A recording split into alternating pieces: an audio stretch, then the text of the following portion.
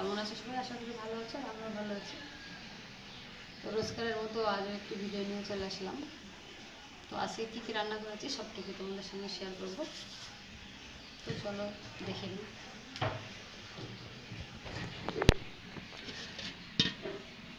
তো প্রথমে যেটা দেখাবো সেটা হচ্ছে ডাটা দিয়ে আলু ঝোল করেছি।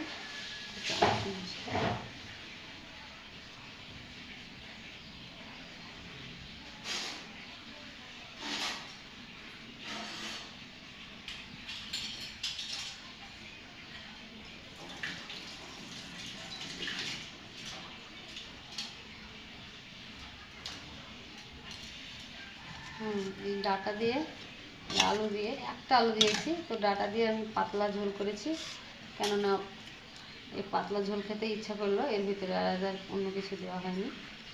আর রোজার মাসে মানে রোজা করে তো পাতলা পাতলি ঝোল খাওয়াই ভালো।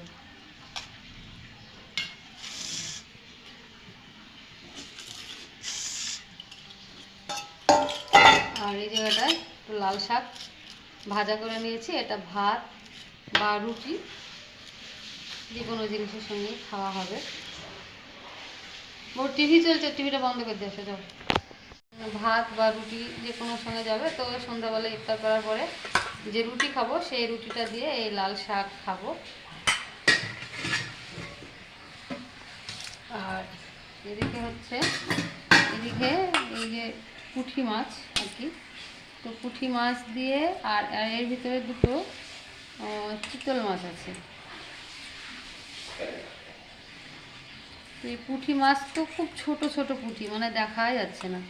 তো এই পুঁটি মাছের ভিতরে আমি আবার দুটো আলু একটু সরু সরু পাতলা পাতলা করে কেটে দিয়েছি, আর একটা ঠিক এই সাইজের পেঁয়াজ দিয়েছিলাম। পেঁয়াজটা প্রায় 200 গ্রাম ওজন হবে। তো পেঁয়াজটা দিয়েছিলাম, আর এই হচ্ছে পুঁটি মাছ দিয়ে এই পাতলা পাতলা আলু আর একটা পেঁয়াজ, এটা একটু মানে ঝোল করে নিই, এটা সেই বাটি চচ্চড়ি যাই হোক যাই বলে এরকম একটা করেছি। তা আজকে আর বেশি কিছুই করে নিই, এই তিনটি তরকারি। আর এখানে আছে ভাত, যেহেতু রোজার মাস চলছে, সারাদিন আমরা তো খাওয়া দাওয়া করি না, উপোস করে থাকি। তো একবার মানে সন্ধ্যাবেলায় শুধু সন্ধ্যার পরে, সন্ধ্যার সময় ইফতার করে সন্ধ্যার পরে রাতে খাওয়া, সেজন্য খুব অল্প অল্প ভাত, না হলে কিন্তু ভাত তরকারি খুব নষ্ট হচ্ছে। তো যেমন সময় তেমন রান্না বান্না আর কি, খুব অল্প করে ভাত করে নিয়েছি।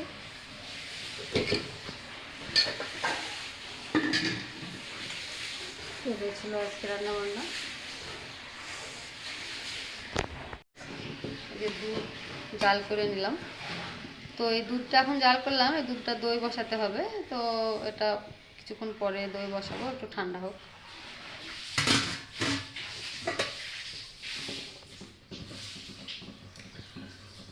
তো আজকে ভিডিওটি কেমন লাগলো অবশ্যই কমেন্ট করে জানিও। আর চ্যানেলের নতুন বন্ধু হয়ে থাকলে প্রথমে চ্যানেলটি সাবস্ক্রাইব করে বন্ধু হয়ে আমার পাশে থেকো, আর সত্যি সত্যি পাশে থেকো। তো আজকের মতো ভিডিওটি এখানে শেষ করছি, দেখা হচ্ছে আগামী দিন নতুন কোনো ভিডিও নিয়ে। ততক্ষণে ভালো থেকো, সুস্থ থেকো, টাটা।